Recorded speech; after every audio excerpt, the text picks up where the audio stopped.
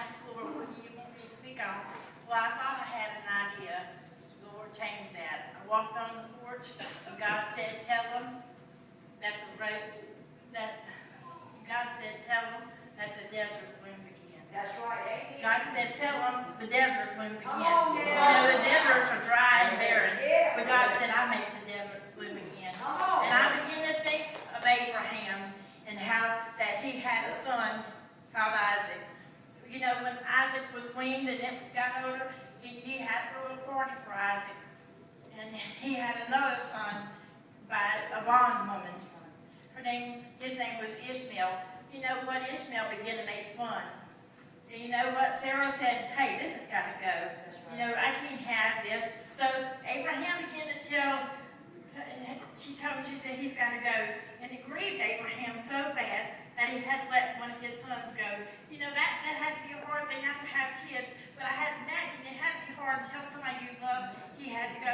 But yeah, he got up the next morning and he told the bondwoman, Hagar, and Ishmael, that they had to go. He gave her a loaf of bread and he gave her some water, and they went on their way.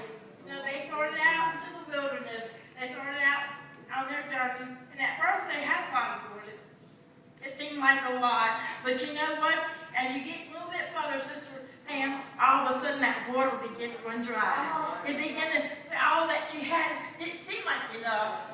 And you know what? She got worried and she began to cry, God, what am I going to do? What am I going to do, Lord? Said, all the water that I've got is ran dry. And this is my only child. You know, she set it down and she began to pray to the Lord.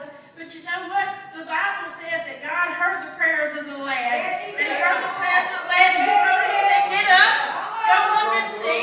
He said, because there's water. You know, he sent water in desert places. There wasn't supposed to be any water. But God said, I'm going to make a great nation out of Ishmael and Isaac. God bless her. Oh, and I want to talk to you again about another person. I want to talk to you again about how Moses had to choose a leader. And that God told him, he said, get all the kings of the priests, and he said, the princes, and you put them up in the tabernacle of the temple. Anyway, he put all these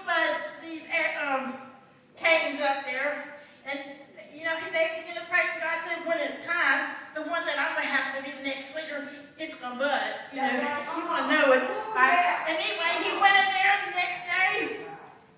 Come on. And when time came, he went there, and guess whose butt had bloomed? Aaron's. Aaron's had began to bloom. You know, not only did it bloom, Sister Pam, it had almonds on it. You know, God took the impossible and made it possible. You may think tonight you're in an impossible situation. You may think, hey, there's no way out. This is too big of a desert. But God said, I'm the rose of the desert. I'm the bright and I'm the morning star. You know what? It doesn't matter what you're walking through. It doesn't matter what people think. You know, your desert may not be my desert.